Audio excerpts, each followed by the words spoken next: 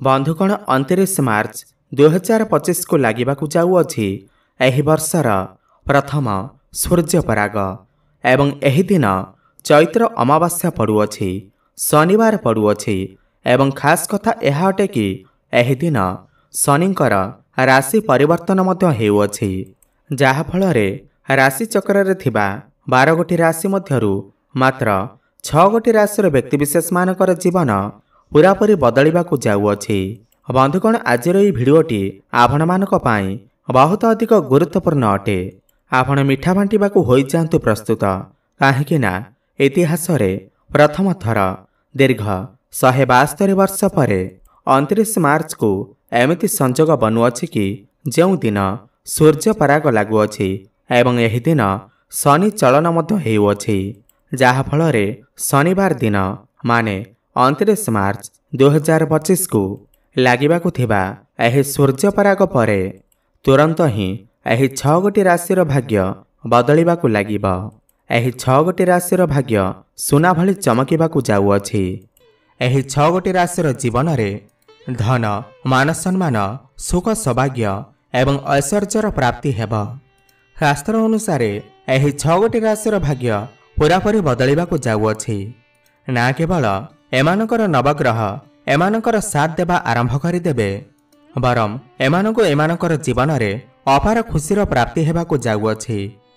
एही सूर्यपराग परे एही 6 गोटी राशिर जीवन रे धनर वर्षा हेब। एमानकर जीवन रे धन आसीबार समस्त मार्ग खोलिजिब।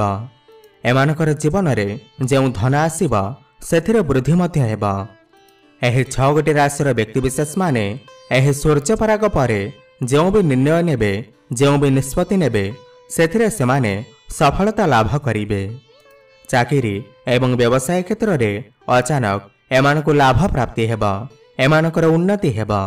हिंदू पंचांग अनुसार एही 6 गोटी राशिर भाग्य एही सूर्यपराग ठारू बदलिबाकू जाउअछि। एमानकु कोटिपति हेबारु केही भी अटकाई पारिबे नाही। एही भिडियो रे आमे जानिबा 29 मार्च को पड़िबाकू थिबा सूर्यपराग केतेबेले आरंभ हेब एवं सूर्यपरागर समाप्ति केतेबेले हेब एवं सूर्यपराग दिन एमिति केउ उपाय अछि जाहाकू समस्त राशिर व्यक्तिविशेष माने प्रयोग कले आपणकर जीवनर समस्त कष्ट दूर होइजिब। आपणकू समस्त प्रकारर दुख एवं समस्यारू मुक्ति मिलिजिब एवं आपणकू धन सुख समृद्धि एवं मान सम्मान प्राप्ति हेब। एवं जानिबा सूर्यपराग दिन एमिति केउ भूल न करिबा उचित जहाद्वारा आपणकू बहुत समस्यार सामना करिबाकू पड़िथाए। काहेकि ना जना अजणतारे जदि आपण एही सूर्यपराग दिन एही सब भूल कर दियंती तो आपणकू दुख समस्यार सामना करिबाकू पड़िपारे। आगामी जीवन रे आपणकू दरिद्रतार सामना करिबाकू पड़िपारे। बंधुगण मानि नियंतु आपणकर जीवन रे धन आसीबा बंद होई जाइछि। आपणकर व्यापार रे क्षति हेउछि। आपणकर भाग्य आपणकर साथ देउ नाही। आपण सर्वदा बीमारी रे पड़ी रहुछंती। आपणकर ऊपर कोनोसी व्यक्ति कला जादू करी अछि किबा गुणीगारिडी करी अछि किबा आपणकर कोनोसी भी समस्या थाउ जदि आपण ज्योतिष अनुसार सूर्यपराग दिन आपण जदि कोनोसी उपाय करिवे सही उपायर लाभ आपणकू तुरंत प्राप्ति होइथाए एवं आपणकू आपणकर जीवनर समस्त प्रकारर कष्ट समस्यारू तुरंत मुक्ति मिलिजिब। एही समस्त विषय रे आज आमे एही भिडियो रे जानिबा एवं तापर आमे जानिबा एमिति केउ 6 गोटी राशि अछंती जेउ मानकर भाग्य एही सूर्यपराग परठारू बदलिबाकू जाउअछि एवं भगवान सूर्यदेवंकर आशीर्वाद आपणको प्राप्ति हेब। एथिपाई जदि आपण चाहुछंती कि सूर्यदेव एवं भगवान शनिदेवंकर आशीर्वाद आपणको प्राप्ति हेउ शनिदेवंकर आशीर्वादरू आपण आपणकर जीवन रे बहुत उन्नति करंतु प्रगति करंतु एवं आपणको समाज रे मान सम्मान प्राप्ति हेउ। त बंधुगण पूरा सच्चा हृदय रे सत्ता भक्ति रे भिडियोटी को लाइक करी कमेंट बॉक्स रे जय शनिदेव जय माँ लक्ष्मी अवश्य लिखि दियंतु एवं भिडियोर कमेंट बॉक्स रे आपणकर राशि लिखिबाकू जमा भी भूलंतु नाही। बंधुगण ବର୍ଷର ପ୍ରଥମ ସୂର୍ଯ୍ୟପରାଗ କୌଣସି ମାମୁଲି ସୂର୍ଯ୍ୟପରାଗ ହେବ ନାହିଁ, ବରଂ ଏହା ଏକ ମହା ସୂର୍ଯ୍ୟପରାଗ ହେବାକୁ ଯାଉଅଛି, ଯାହାକି 29 ମାର୍ଚ୍ଚ 2025 ଶନିବାର ଦିନ ପଡ଼ିବାକୁ ଯାଉଅଛି ଏବଂ ଏହି ଦିନ ଚୈତ୍ର ଅମାବାସ୍ୟା ପଡ଼ୁଅଛି। ଧାର୍ମିକ ମାନ୍ୟତା ଅନୁସାରେ ଏହି ସୂର୍ଯ୍ୟପରାଗ ସମୟରେ ସମସ୍ତ ଦୈବୀ ଶକ୍ତିମାନଙ୍କର ପ୍ରଭାବ କମ୍ ହୋଇଯାଇଥାଏ। ବର୍ଷର ପ୍ରଥମ ସୂର୍ଯ୍ୟପରାଗ 29 ମାର୍ଚ୍ଚ 2025କୁ ରାତ୍ରି 9:01 ଆରମ୍ଭ ହେବ ଏବଂ ଏହାର ସମାପ୍ତି ମଧ୍ୟରାତ୍ରି 2:02 ହେବ। ଏହି ସୂର୍ଯ୍ୟପରାଗ ଭାରତରେ ତ ଦେଖାଦେବ ନାହିଁ। ଏହି ସୂର୍ଯ୍ୟପରାଗ ଭାରତରେ ଦେଖା ନଦେଲେ ମଧ୍ୟ ଏହାର ପ୍ରଭାବ ସମସ୍ତ ବିଶ୍ୱ ଉପରେ ପଡ଼ିଥାଏ। ଏହାର ପ୍ରଭାବ ସମସ୍ତ ରାଶିମାନଙ୍କ ଉପରେ ପଡ଼ିଥାଏ ଏବଂ ଏହି ଦିନ ଯଦି କୌଣସି ଉପାୟ କରାଯାଏ ତ ସେହି ଉପାୟର ପ୍ରଭାବ ଆପଣଙ୍କୁ ତୁରନ୍ତ ପ୍ରାପ୍ତି ହୋଇଥାଏ। ଏବଂ ବନ୍ଧୁଗଣ, ଯେତେବେଳେ ସୂର୍ଯ୍ୟପରାଗ ହୋଇଥାଏ ସେତେବେଳେ ସୂର୍ଯ୍ୟଦେବ ନିଜର ରାଶି ପରିବର୍ତ୍ତନ କରିଥାନ୍ତି। ଏହାର ପୂରାପୂରି ପ୍ରଭାବ 12 ଗୋଟି ରାଶି ଉପରେ ପଡ଼ିଥାଏ। ବନ୍ଧୁଗଣ, ଯେଉଁ ବ୍ୟକ୍ତିର କୁଣ୍ଡଳୀରେ ସୂର୍ଯ୍ୟ ଭଲ ସ୍ଥିତିରେ ଥାନ୍ତି, ବଳବାନ ଥାନ୍ତି, ସେହି ବ୍ୟକ୍ତି ଜୀବନରେ ବହୁତ ଉନ୍ନତି କରିଥାଏ। ଭାଗ୍ୟ ସବୁବେଳେ ତାଙ୍କର ସାଥ ଦେଇଥାଏ ଏବଂ ସେମାନଙ୍କୁ ସମାଜରେ ମାନ ସମ୍ମାନ ପ୍ରାପ୍ତି ହୋଇଥାଏ। ଏବଂ ଏହିଥର ଯେମିତି ହିଁ ସୂର୍ଯ୍ୟପରାଗ ଲାଗିବ, ତୁରନ୍ତ ହିଁ ଏହି 6 ଗୋଟି ରାଶିର ଭାଗ୍ୟ ସମ୍ପୂର୍ଣ୍ଣ ଭାବରେ ବଦଳିଯିବ। ଏବେ ଜାଣିବା ସୂର୍ଯ୍ୟପରାଗ ଦିନ କେଉଁ ଉପାୟ କରିବା ଦ୍ୱାରା ଆପଣଙ୍କର ଭାଗ୍ୟ ଚମକି ଉଠିଥାଏ, ଆପଣ ଜୀବନରେ ବହୁତ ଉନ୍ନତି କରିଥାନ୍ତି। ଏବଂ ଏହାପରେ ଜାଣିବା କେଉଁ 6 ଗୋଟି ରାଶି ଏମିତି ଅଛନ୍ତି ଯେଉଁମାନଙ୍କର ଭାଗ୍ୟ ଏହି ସୂର୍ଯ୍ୟପରାଗ ଠାରୁ ବଦଳିବାକୁ ଯାଉଅଛି। ସେଥିପାଇଁ ଭିଡ଼ିଓକୁ ଶେଷ ପର୍ଯ୍ୟନ୍ତ ନିଶ୍ଚୟ ଦେଖୁଥାନ୍ତୁ। ବନ୍ଧୁଗଣ, ମନେ ରଖନ୍ତୁ, ଯେତେ ସମୟ ପର୍ଯ୍ୟନ୍ତ ସୂର୍ଯ୍ୟପରାଗ ଲାଗି ରହିବ, ନା ତ ଆପଣ ଘରେ ଖାଇବା ବନେଇବେ, ନା ତ ଆପଣ ନିଜେ ଖାଇବେ। ଦ୍ୱିତୀୟରେ, ଏହି ସୂର୍ଯ୍ୟପରାଗ ସମୟରେ ମହିଳାମାନେ ନିଜର ବାଳରେ ତେଲର ବ୍ୟବହାର କରନ୍ତୁ ନାହିଁ। ଏହାକୁ ବହୁତ ଅଶୁଭ ମାନାଯାଇଥାଏ। ଏବଂ ଏହି ସୂର୍ଯ୍ୟପରାଗ ସମୟରେ ଆପଣ ଆପଣଙ୍କର ଘରେ କଇଁଚି, ଚାକୁ ଏବଂ ଛୁରୀର ବ୍ୟବହାର କରନ୍ତୁ ନାହିଁ, ନହେଲେ ଏହାର ସିଧା ପ୍ରଭାବ ଆପଣଙ୍କର ଆର୍ଥିକ ସ୍ଥିତି ଉପରେ ପଡ଼ିପାରେ। ଏବଂ ଆପଣଙ୍କର ଯଦି ବିବାହ ହୋଇସାରିଛି ତ ଆପଣ ଏହି ସୂର୍ଯ୍ୟପରାଗ ସମୟରେ ଭୁଲ କରିବି ଶାରୀରିକ ସମ୍ପର୍କ ରଖନ୍ତୁ ନାହିଁ। ଏହାଦ୍ୱାରା ଆପଣଙ୍କୁ କେତେ ପ୍ରକାରର ଦୋଷର ସାମ୍ନା କରିବାକୁ ପଡ଼ିପାରେ।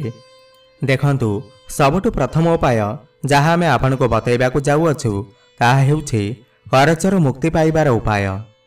ବନ୍ଧୁଗଣ, ମାନି ନିଅନ୍ତୁ, ଆପଣ କୌଣସି ଏମିତି କରଜ ନେଇଛନ୍ତି ଯାହାକୁ ଆପଣ ଯେତେ ଚେଷ୍ଟା କଲେ ମଧ୍ୟ ଶୁଝିପାରୁନାହାନ୍ତି।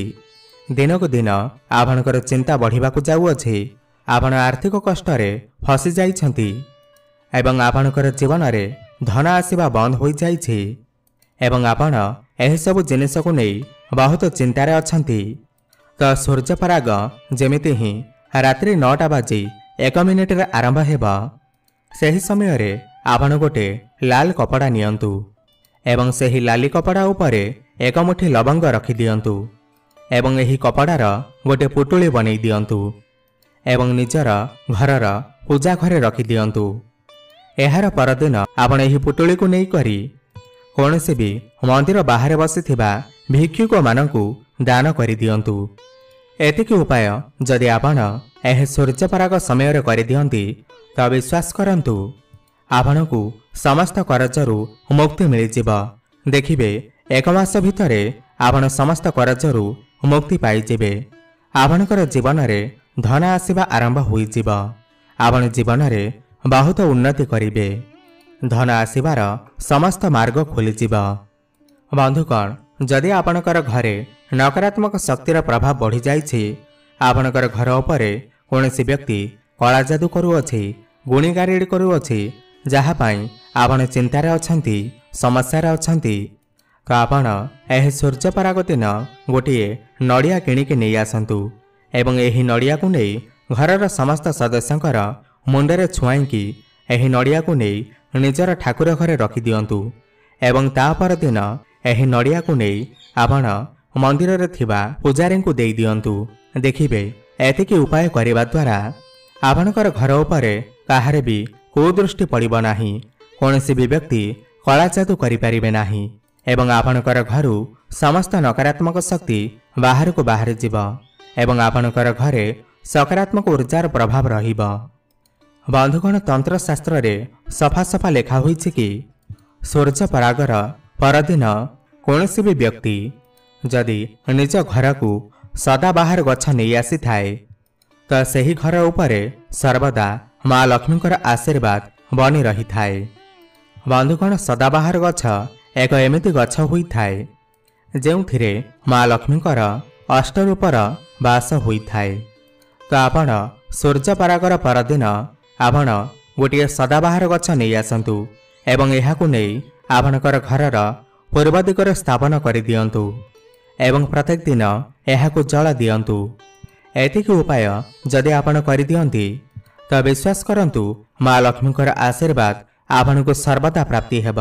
आपण जीवन में बहुत उन्नति करिवे, धन आसीबा आरंभ होइजिब आपणकर जीवन रे एवं आपणकर घरे केबे भी धनर कमी हेब नाही। ता सबुठु प्रथम राशि जो मानकर भाग्य एही सूर्य पराग परठारु बदलिबाकु जाउअछि ताहा हेउछि मकर राशि। एही सूर्य पराग परे एही राशिर व्यक्तिविशेष मानकर भाग्य प्रबल होइजिब। आपणक जीवन रे धनी हेबारु आपणकु केही भी रोकी पारिबे नाही। आपणकु माँ लक्ष्मीकर आशीर्वाद प्राप्ति हेब। आपणकर नवग्रह आपणकर साथ देवा आरंभ करिदेबे। आपण जदि कोनोसी चाकरी पाई समस्या थिले चिंतार थिले आपणकर चाकरी होई पारु नथिला तेबे आपणकु एही सूर्य पराग परे आपणकु मन चाहुतिबा चाकरी मध्य प्राप्ति होइजिब। भगवान सूर्यदेवंकर आशीर्वादरु आपणकर जीवन रे एक एमिति परिवर्तन हेबाकु जाउअछि कि जहा फल रे आपणकर जीवन रे थिबा समस्त समस्या दूर होइजिब। व्यापार वाणिज्य क्षेत्र रे आपण यथेष्ट उन्नति करिवे। पूरापूरी भाव रे आपणकर भाग्य बदलिजिब। द्वितीय राशिटी हेउछि तुला राशि। जदि आपण तुला राशिर व्यक्ति अटंती एवं लंबा समय धरी बीमारी रे पड़िथिले तो एही सूर्य पराग परे एही बीमारी रु आपनको मुक्ति मिलिजिब। आपणकर बंद पड़िथिबा व्यापार चलिबाकु लागिब। आपणकर जीवन रे धन आसीबार केते प्रकार रास्ता खोलिजिब। आपण जीवन रे बहुत उन्नति करिवे।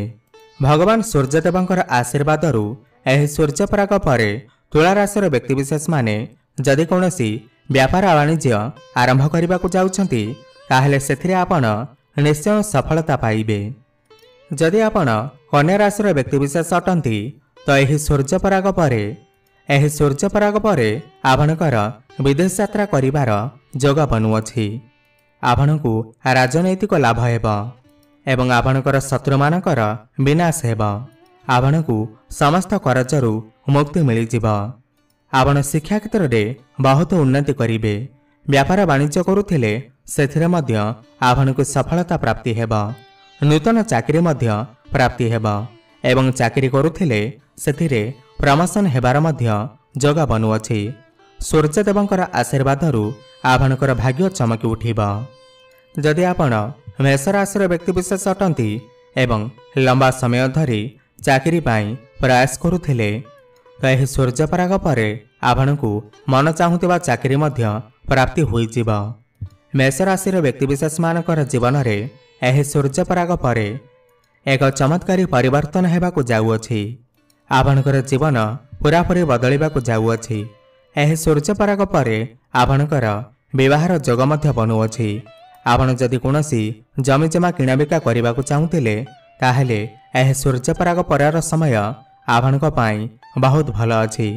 आपण कोनोसी नूतन जानवाहन क्रय विक्रय करि पारंती, नूतन घर किमा जमी इत्यादि किनि पारंती।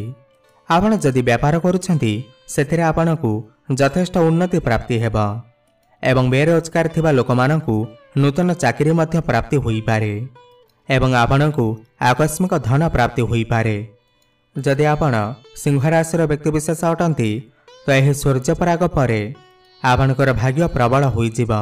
आपण जो भी कार्य को आरंभ करिवे सेथिरे आपणकु सफलता अवश्य प्राप्ति हेब। आपणकु नूतन चाकरी प्राप्ति होई पारे। आपणकु राजनैतिक लाभ मध्य प्राप्ति हेब। समाज रे आपणकर मान सम्मान बढ़िब। मन चाहुतिबा संपत्ति मध्य आपणको प्राप्ति हेब।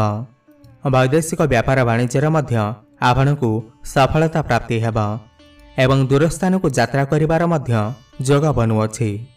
एहे सूर्यपराग परे आपणकर समस्त मनर इच्छा पूरण हेबाकु जाउअछि।